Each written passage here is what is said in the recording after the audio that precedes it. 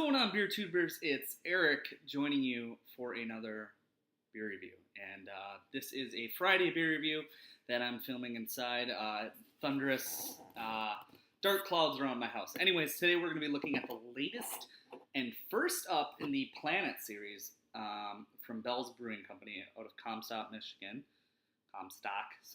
This is Mars, the Bringer of War, Double India Pale Ale. Clocking at 10.1% alcohol by volume. This one was packaged on 7/31/14, so it's a month later than I would have liked to try it. With that said, I don't know a whole heck of a lot about this beer. I'm really excited for the series.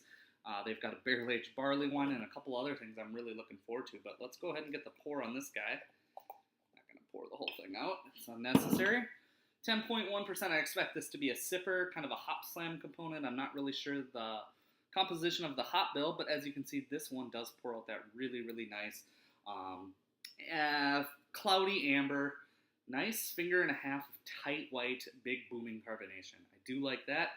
10.1%, you're really getting some alcohol legs there, and yeah, I can already smell the booze from here. That's not a good sign, so let's go ahead and get the nose. Wow, kind of smells like the Oracle. Not as sweet, more citrusy and more piney than the Oracle. Not terribly blown away.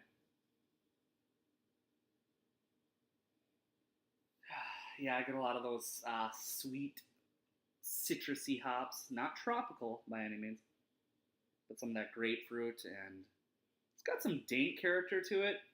A nice, rich malt component backing it up, but all of those are just not enough to back up the amount of booze this thing's already packing.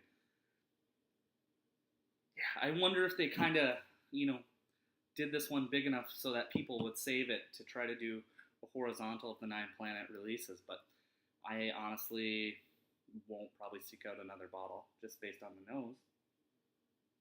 But I don't want to give it too much of a negative pull. I want to go ahead and taste it at least, but it tastes, or it smells more like a big boozy American barley wine. So with that said, let's get the taste. Cheers.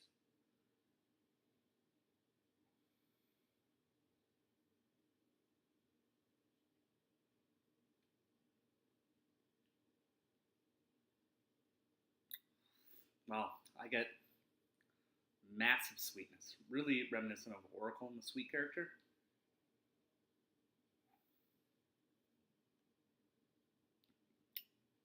Sticky, chewy, dank hops, pine, resin, a little bit of grapefruit peel or citrus peel for that matter, a hint of lemon.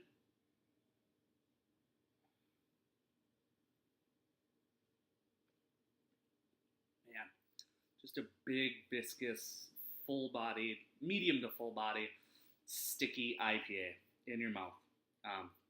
Almost a little overwhelming.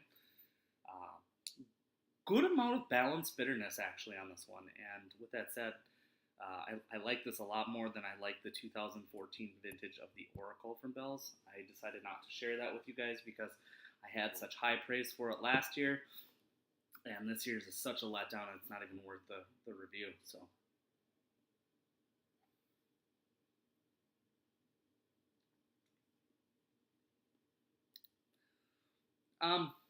It's a nice entry. It's a nice complement to the big beers like Oracle and Hop Slam, but it's really similar.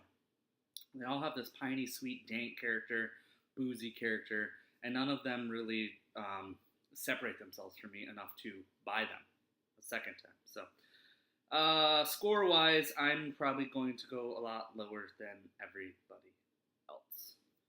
I'm going to go an 84 out of 100. I think it's a nice double IPA. It's sweet, but it's so forgettable in all the Bell's IPAs. I mean, it just doesn't stand out. And to stand out in a Planet Bringer of War series, I want an onslaught of bitterness. I want an onslaught of full hop explosion in my mouth. I don't want just this booze sweet pine bomb. It's not. Just doesn't do it for me, guys. Let me know if you've had the Bell's Mars Bringer of War beer, what you think about it in the comments below that like button. And yeah, share your experiences with what you think. And Don't trade for it. Definitely don't, unless you're really a big space head. But that's going to do it for this one. Definitely see you again for the next Planet series because I kind of like space and I'm a sucker for it. So, cheers!